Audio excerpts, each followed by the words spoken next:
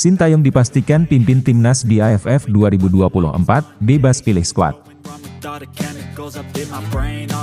Kevin Dix siap perkuat timnas Indonesia Maret 2025.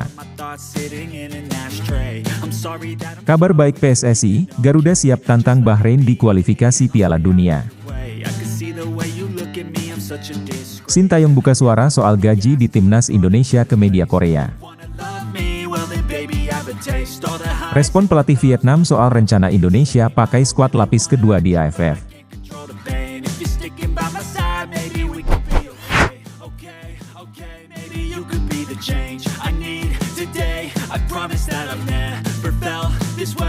PSSI mengonfirmasi bahwa Sintayong akan tetap menjadi pelatih timnas Indonesia untuk Piala AFF 2024. Kepastian ini disampaikan oleh anggota Komite Eksekutif PSSI, Arya Sinulinga. Arya menegaskan bahwa posisi pelatih kepala masih menjadi tanggung jawab penuh Sintayong. Saat ini Sintayong tengah memfokuskan diri dalam persiapan timnas Indonesia untuk putaran ketiga kualifikasi Piala Dunia Zona Asia. Arya menggarisbawahi bahwa meskipun agenda Piala AFF akan segera dimulai, peran pelatih utama tetap menjadi milik Sin. Piala AFF memberikan tantangan tersendiri bagi Sintayong di tengah padatnya jadwal kompetisi internasional.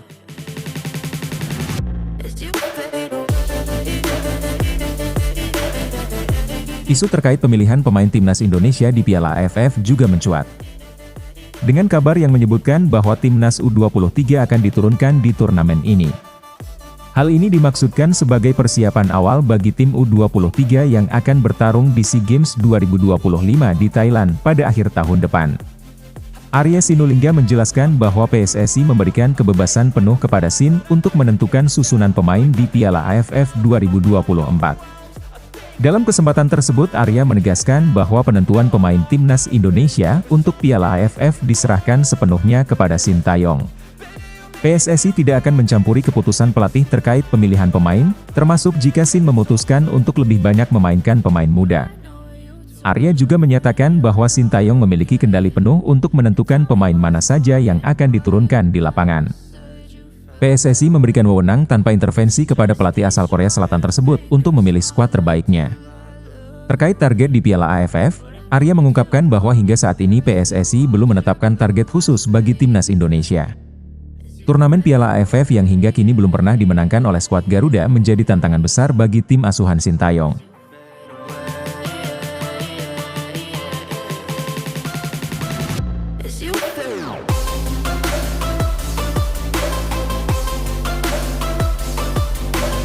Anggota Exco PSSI Arya Sinulinga menyatakan bahwa Kevin Dix berpotensi membela timnas Indonesia pada Maret 2025.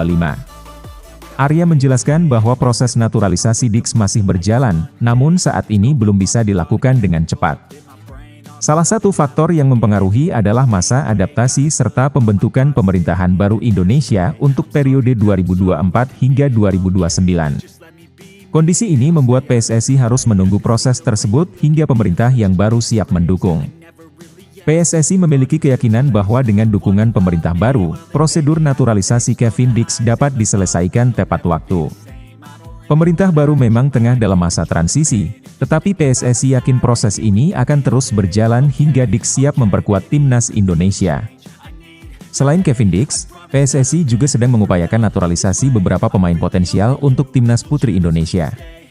Di antaranya adalah Noala Atomu dan Estella Loupati yang juga diharapkan bisa bergabung dengan timnas pada waktu yang bersamaan. PSSI telah berkoordinasi dengan Kemenpora untuk memastikan bahwa proses ini berjalan sesuai rencana.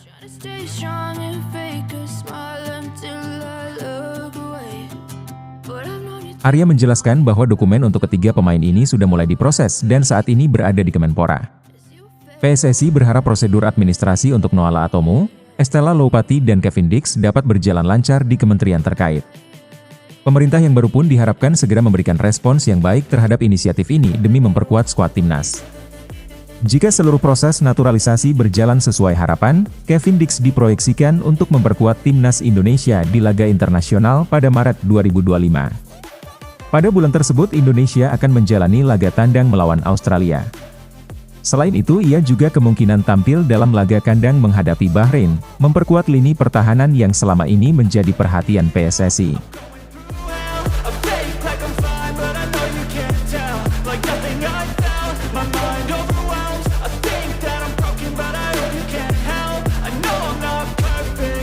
Gelandang AC Milan Tijjani Reinders merasa bangga atas keputusan Eliano Reinders yang memilih membela tim nasional Indonesia. Menurut Tijjani, pilihan tersebut merupakan langkah istimewa yang membuatnya merasa sangat bangga sebagai kakak. Eliano yang kini bergabung bersama skuad Garuda, telah mencatatkan momen unik dalam karir sepak bolanya. Tijjani mengungkapkan rasa bangganya yang besar atas pencapaian sang adik.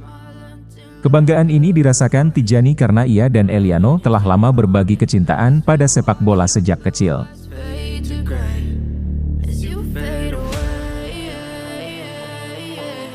Kendati kini membela tim nasional yang berbeda, Tijjani menegaskan bahwa dukungannya untuk Eliano tetap penuh. Meskipun mereka memiliki jalan masing-masing dalam dunia sepak bola internasional, hubungan persaudaraan mereka tetap kuat melalui sepak bola.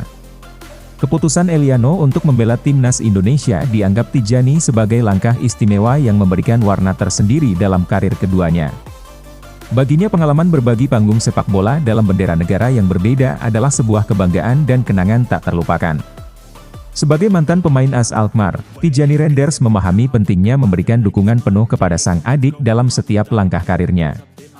Ia merasa bahwa kehadiran Eliano di timnas Indonesia adalah pencapaian besar, baik bagi Eliano maupun bagi keluarga mereka.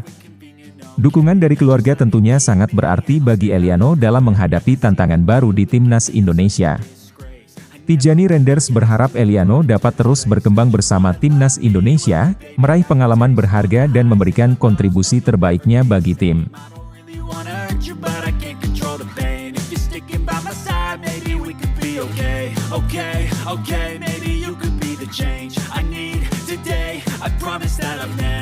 Sintayong mengungkapkan kepuasannya atas gaji yang diterimanya selama menangani timnas.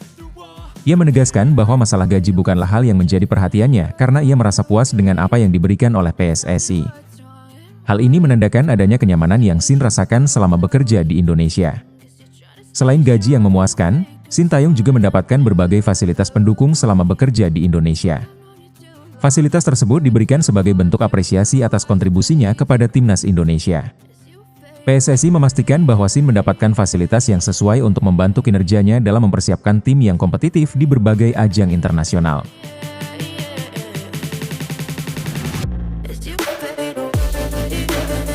Keistimewaan lainnya yang diterima Sintayong adalah pemberian Golden Visa dari Presiden Joko Widodo.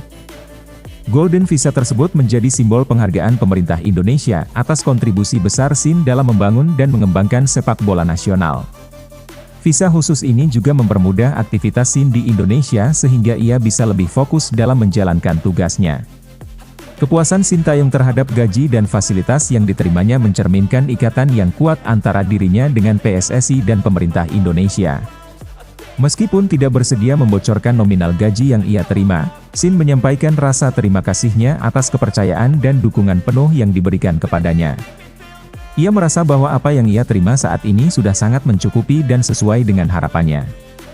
Sikap Sin yang menghargai ketentuan kerahasiaan ini menunjukkan profesionalismenya dalam menjaga hubungan kerja yang baik dengan PSSI dan pihak terkait lainnya.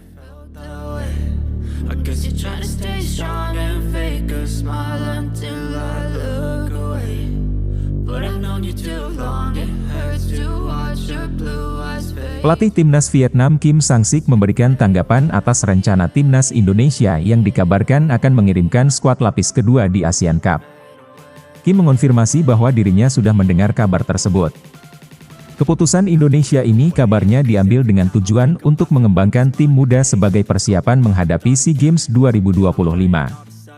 Meski demikian, Kim Sang-sik menyatakan ia tidak akan terpengaruh oleh strategi lawan dan fokus untuk menguatkan Vietnam. Meski sudah mengetahui kemungkinan tersebut, ia enggan terlalu dalam berkomentar terkait strategi tim lawan. Kim Sang-sik mengaku bahwa fokus utamanya adalah memastikan kesiapan Vietnam dengan sebaik mungkin.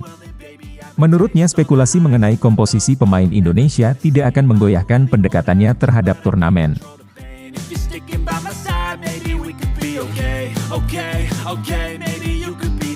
Sebagai sesama pelatih asal Korea Selatan, Kim Sang-sik tampaknya memahami bahwa setiap tim memiliki pendekatan unik, terutama dalam turnamen yang intens seperti ASEAN Cup.